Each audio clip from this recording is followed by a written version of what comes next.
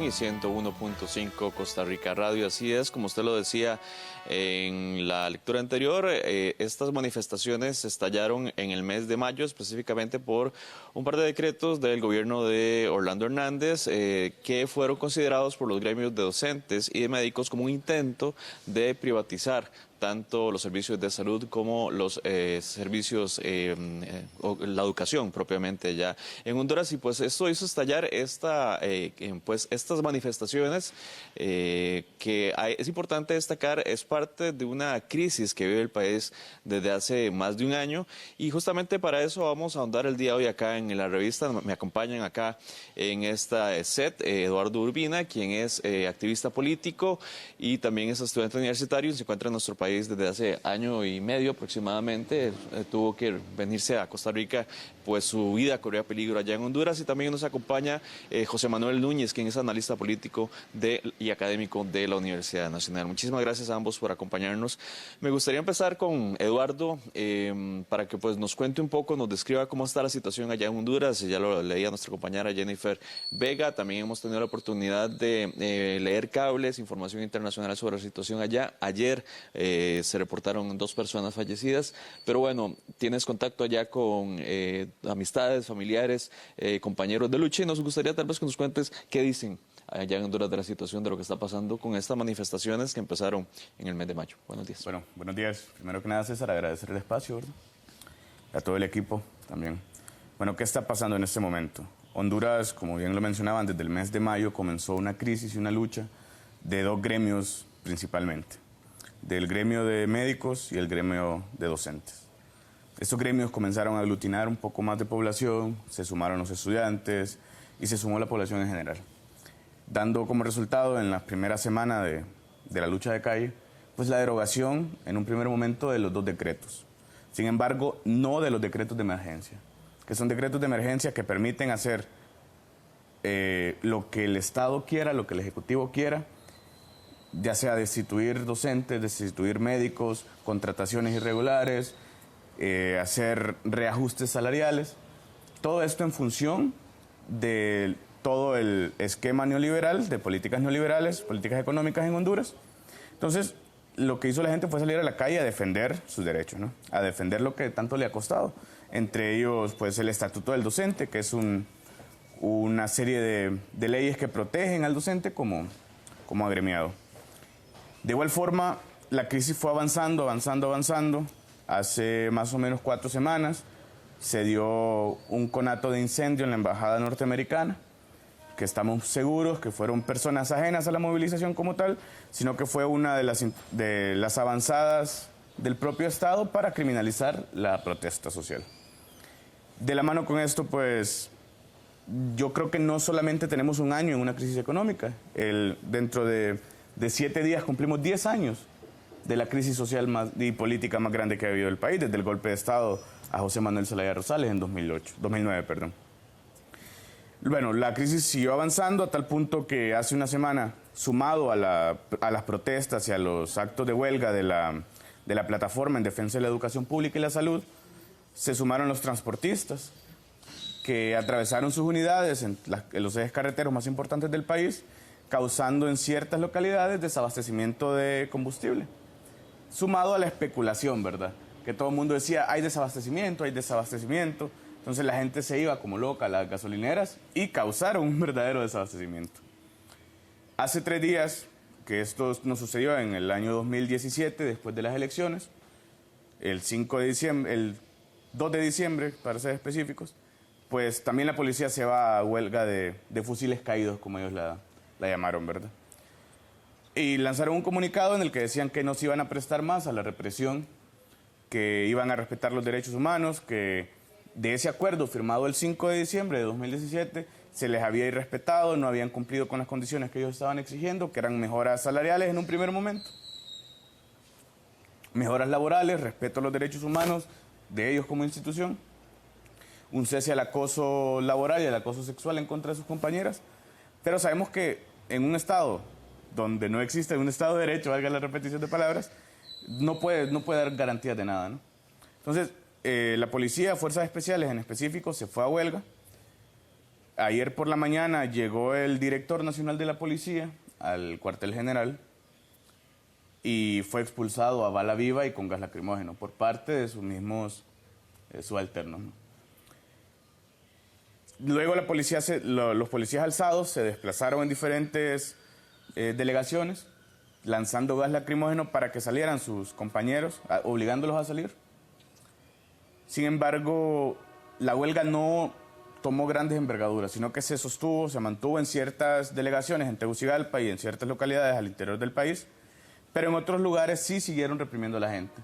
Porque la gente de la noche del 19, viendo que ya la policía no iba a reprimir, lo que hizo fue salir a la calle. Salir a la calle a tal punto que el 19 logramos contabilizar 143 tomas de carreteras hasta las 3 de la mañana del 20. Estamos hablando que la gente estaba muy dispuesta a seguir luchando, ¿verdad? Porque se sentía, hace como 15 días se está hablando de posibles cambios, ¿no? No lo quiero llamar golpe de Estado, porque en ningún país va a funcionar un golpe de Estado y va a ser beneficiario. Pero sí se está hablando sobre algún posible cambio y que el pueblo, creo que es tanta la desesperación que cualquier acto que vaya en contra del gobierno, que cualquier acto que demuestre descontento social, se ve como una esperanza real, ¿verdad? Tuvo que sacar el ejército el presidente Orlando Hernández, de hecho, en parte de esta situación de que algunos policías, de una parte de la policía, decidió pues no participar de la represión, así que también el ejército está desplegado en este momento en las calles de Honduras.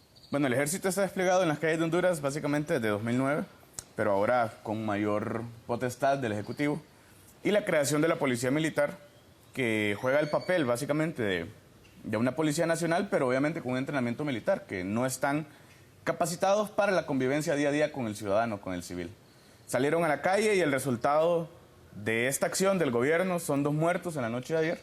Uno de ellos, un estudiante de 18 años que murió con un disparo en el pecho. Varias decenas de heridos en diferentes ciudades como Tegucigalpa, San Pedro Sula, Choluteca y Tela, que han sido 3 focos de insurrección popular, porque llamémoslo así, ¿no? Estamos de frente a un conato de una insurrección popular.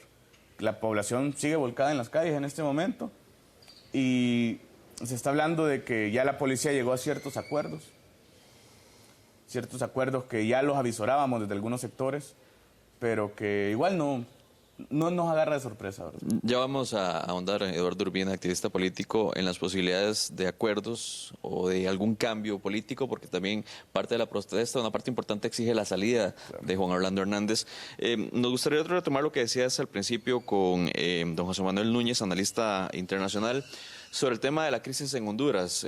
Decía Eduardo Urbina, esto ya lleva más de 10 años. Es importante contextualizar, don José Manuel, ¿qué está pasando en Honduras? ¿Por qué se dan esas protestas? ¿Y por qué es algo que no es nuevo realmente allá en el vecino país del norte? Buenos días. Bueno, claramente la sociedad hondureña, que no es algo diferente a lo que pueda estar pasando en otros países de Latinoamérica, está fracturada.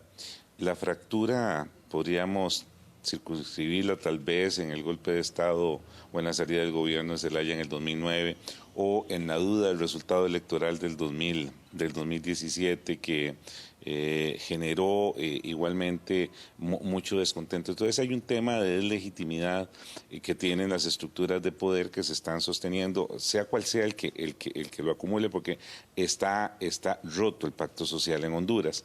A eso le tenemos que sumar indicadores económicos que muestran una gran pobreza.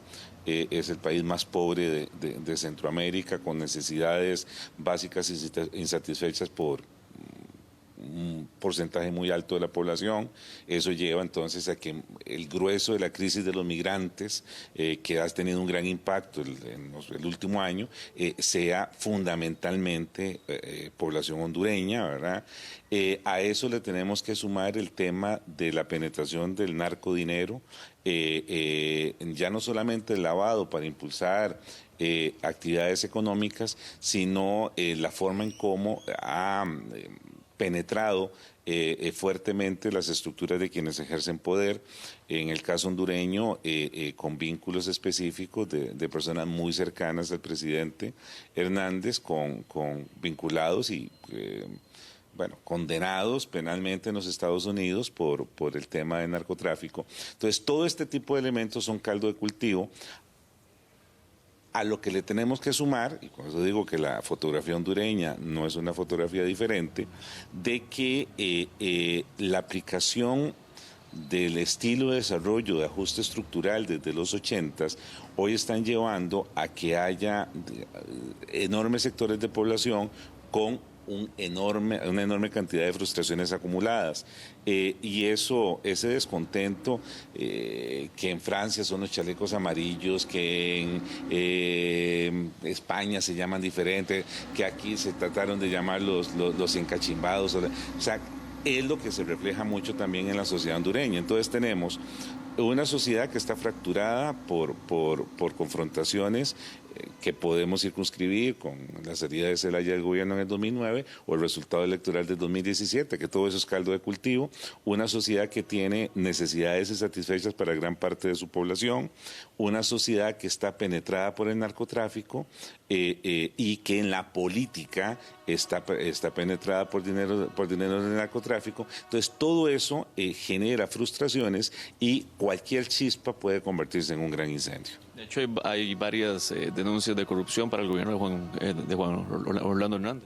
Sí, el gobierno de Juan Orlando Hernández, uno pensaba cuando se analizaba el proceso electoral del 2017, o sea, la principal causa por la cual la fuerza, que no sé si quedó de segunda o si ganó, pero que llegó a pelear con Juan Orlando, Nasralla y ese bloque era precisamente sumando las acusaciones de corrupción que tiene el gobierno de Juan Orlando Hernández. Entonces, en este momento ese gobierno tiene poco manejo porque está muy corroído y porque en general, y ahí sí habría que establecerlo, la población mayoritariamente no ha satisfecho sus necesidades. Si a eso le acumulamos, vuelvo a decir, si uno lee los decretos de mayo, uno dice, bueno, pareciera que aquí no hay, o sea, estos decretos por sí mismos no vienen a significar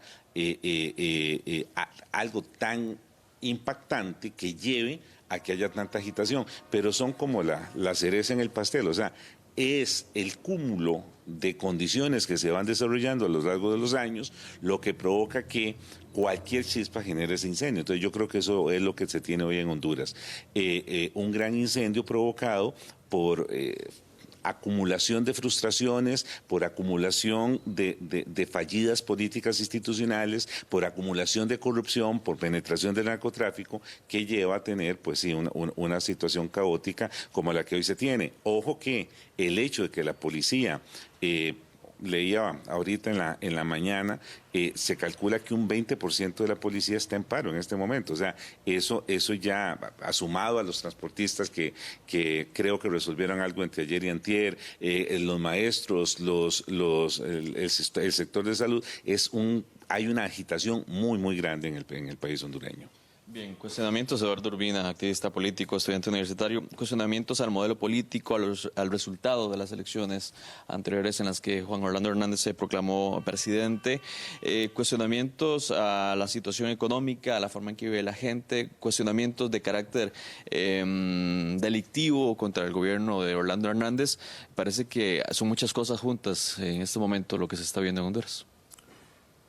Bueno, como lo mencionaba Don José Manuel. Don José Manuel, sí.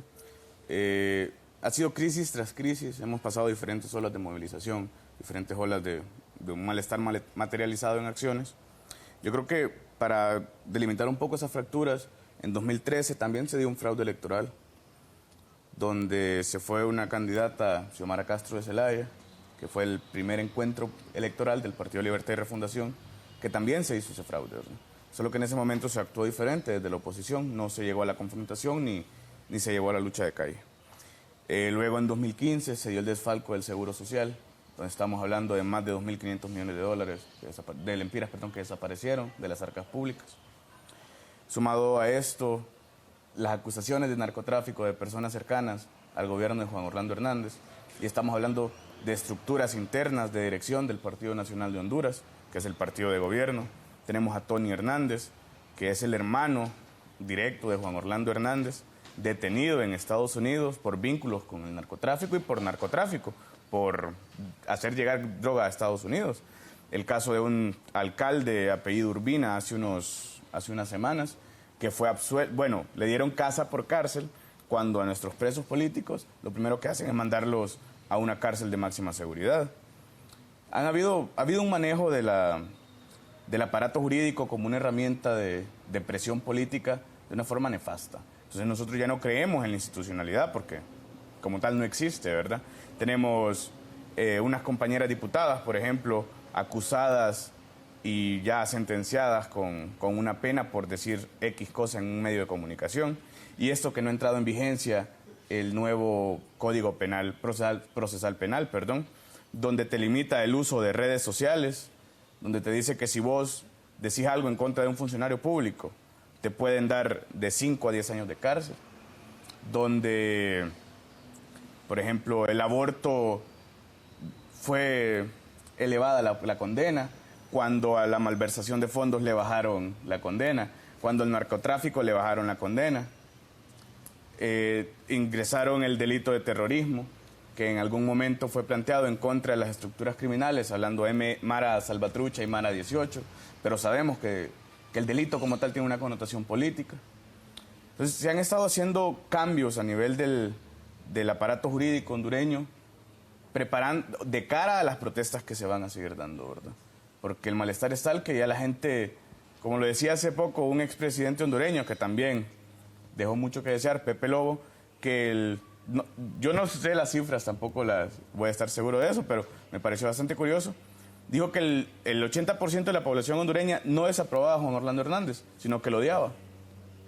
Y es el sentir que vos vives en la calle. Vos salías a la calle y le preguntás a la gente qué piensa del presidente y ya te imaginas las palabras que utilizan, ¿verdad? Y ese es el sentir de toda la población, una clase media que ha estado en una depresión económica bastante acelerada en los últimos años, y el resto de la población, no digamos, ¿no? Que están viviendo con menos de $1 al día. En cuanto al tema del modelo económico que mencionabas, la razón de las protestas, en esta ocasión en particular, estallaron producto de la duda o el cuestionamiento que hacen los docentes y los médicos, porque decían se quieren privatizar los servicios de educación y de salud. ¿Es así? ¿Se puede interpretar de esa manera? Sí, se puede interpretar de esa manera. El detalle es que estos decretos de emergencia se habían aprobado años atrás, pero empezaron a ver cómo estaban manipulando la Secretaría de Educación, la Secretaría de Salud. Disculpa que te interrumpa, Eduardo. ¿Cuál es la situación del sistema educativo en Honduras en este momento y el sistema de salud? Bueno, mira, el sistema educativo en Honduras en este momento, a nivel de infraestructura, está muy mal. Tenemos que reporte de al menos 100 escuelas en el interior del país que los niños están recibiendo clases debajo de techos de plástico porque los techos de las instituciones se cayeron. De igual forma, ha habido un aumento del presupuesto de la Nación para Secretaría de Salud, de Seguridad, y le han bajado a Salud y a Educación. Entonces, vemos que son condiciones bastante deplorables. El hospital La Escuela, que es el hospital central de Honduras, está en un estado pésimo. O sea, vos ingresás y te cobran desde el agua que usan para lavarte hasta las gasas que utilizan para curar alguna herida. Entonces, estos servicios y estos derechos fundamentales no se están cumpliendo. Lo otro es que a nivel de educación hay un gran número de maestros y de maestras que no se les está cumpliendo con sus derechos. Entonces, se les está imposibilitando que se cumpla con la jornada laboral.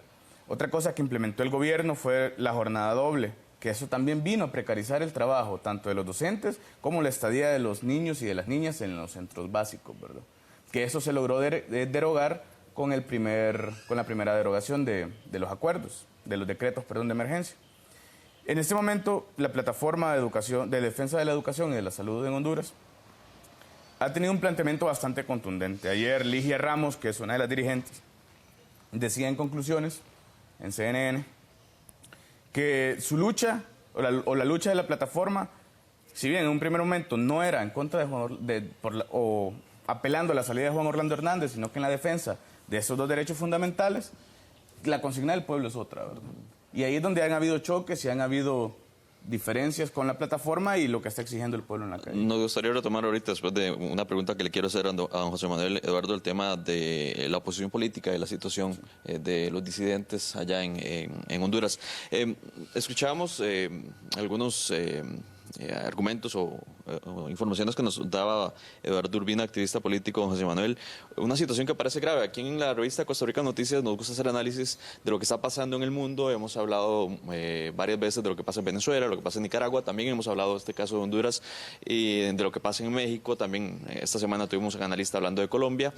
Pero uno, escuchando todo esto, se pregunta dónde está la OEA, en este caso en particular de Honduras, dadas las denuncias tan fuertes sobre violación de derechos humanos y la situación que está ocurriendo allá en Honduras.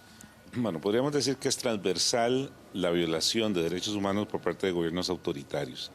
Venezuela es un gobierno autoritario, Nicaragua es un gobierno autoritario, Honduras es un gobierno autoritario.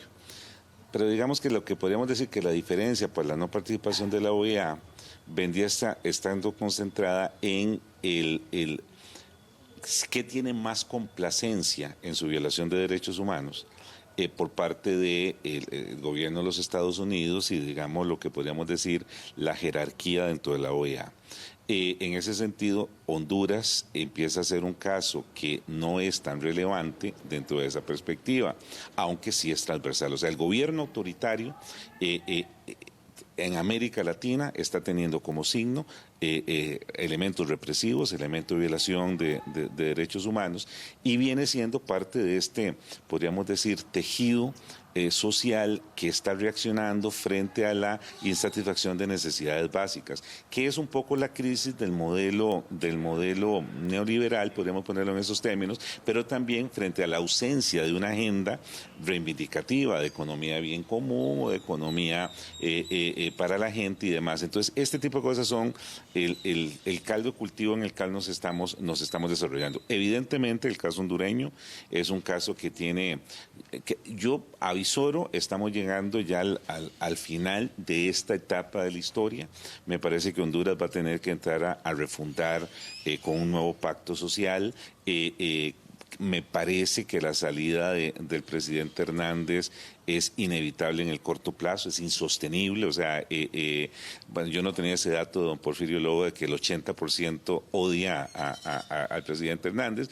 Yo diría que sí hay una gran resistencia y ya él está deslegitimado, o sea, porque ganó procesos electorales sin estar seguro de que esos procesos electorales, vamos a ver, sin que fuera claramente establecido que él hubiera ganado esos procesos electorales, su entorno ha sido cuestionado y ha sido, por decirlo liviano, ineficaz en el ejercicio del poder. Se nos está acabando el tiempo, José Manuel. Me gustaría que habláramos del papel de los Estados Unidos, de la Embajada de Estados Unidos allá en Honduras. La influencia estadounidense en Centroamérica es muy evidente. En Honduras es particular. Nos gustaría tal vez ahondar sobre eso. Sí, claramente, Honduras ha sido para la geopolítica norteamericana esencial y en Centroamérica ha sido un bastión fundamental.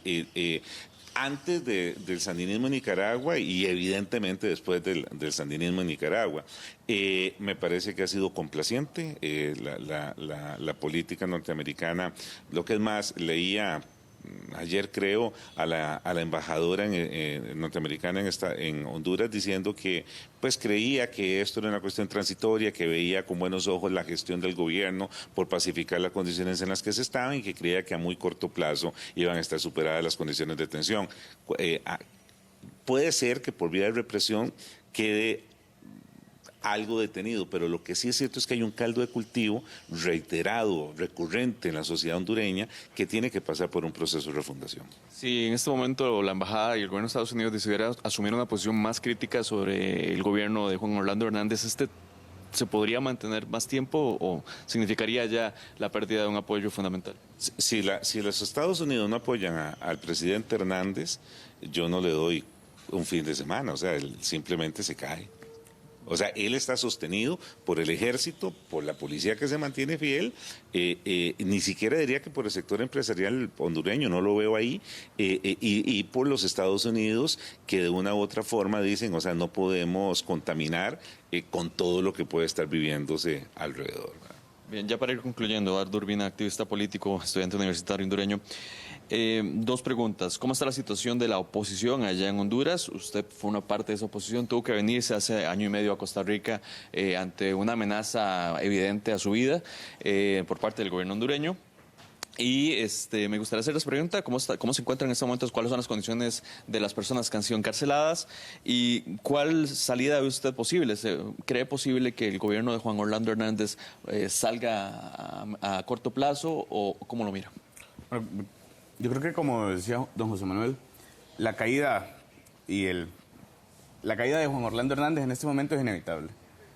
Habría que ver de qué forma se va a dar, bajo qué circunstancias y bajo qué movimientos de la política interna hondureña. Si bien los empresarios, una parte importante de la Cámara de Comercio, está muy descontenta con la gestión de Juan Orlando Hernández. Sumado a esto, y este es un dato curioso, la empresa Standard Fruit Company y la Dole han cerrado operaciones de forma intermitente por la quema de 72 de sus contenedores en el departamento de Colón, sumado a toda la crisis económica que se está viviendo a raíz de las protestas, ¿verdad? Y ya sabemos que los empresarios se van a preocupar por crear más capital, por seguir produciendo dinero. Entonces no es conveniente, ya no es funcional este gobierno para ellos. La embajada norteamericana pues ha tenido unas posiciones sumamente timoratas y sumamente de dejar pasar con el gobierno de Juan Orlando Hernández, a sabiendas de su involucramiento y de sus conexiones con el narcotráfico. En el caso de la oposición, ¿cómo estamos? Yo formo parte del Partido Libertad y Refundación, que es un partido opositor, el partido opositor más grande del país. En este momento, pues, estamos volcados en las calles, nuestro pueblo está asumiendo y nuestra militancia está asumiendo el llamado de nuestro secretario general a sumarnos a las protestas, a participar en las acciones de carretera, en las acciones de protesta en todo el país. Tenemos cerca de mes y medio, casi 2 meses, de lo que se llama insurrección parlamentaria, que las acciones de protesta a lo interno del hemiciclo llegaron a ser tan fuertes que se suspendieron las sesiones por un tiempo determinado. En la última sesión se aprobaron una serie de medidas jaladas del pelo, como dicen acá en Costa Rica. El partido como tal pues se está organizando, estamos viendo la posibilidad de algunos acercamientos con otros sectores políticos del país de cara a un proceso electoral, ¿verdad? Porque nosotros no hemos descartado que la forma de acceso al poder va a ser vía electoral. El caso de los presos políticos, tenemos a Edwin y a Raúl, que son nuestros presos políticos desde el mes de enero de 2018. En este momento están en cárceles de máxima seguridad, donde hay un brote de leptospirosis, no han tenido tratamiento médico. Edwin, que es uno de las personas cercanas a mí, ha perdido cerca de 40 kilos en lo que va de su cautiverio. Y están en condiciones bastante deplorables y bastante delicadas, ¿verdad? Con violación de derechos humanos a diario, con 1 hora de sol al mes. Sumado al muchacho que detuvieron por la quema de la fachada de la embajada norteamericana, que en este momento también está guardando prisión, con la posibilidad de que, como es un espacio del gobierno norteamericano, no se sabe si lo van a pedir en extradición o qué va a pasar con él. Bien, tenemos que irnos ya, se nos acabó el tiempo. Vamos a darle seguimiento a este tema. Honduras es una noticia en proceso, así que muchísimas gracias a Eduardo Urbina, activista político hondureño, también estudiante universitario, a José Manuel Núñez, quien es analista internacional y académico de la Universidad Nacional. Vamos en corte y regresamos con el tema de la baja en las tasas de interés de los bancos en nuestro país. Ya regresamos.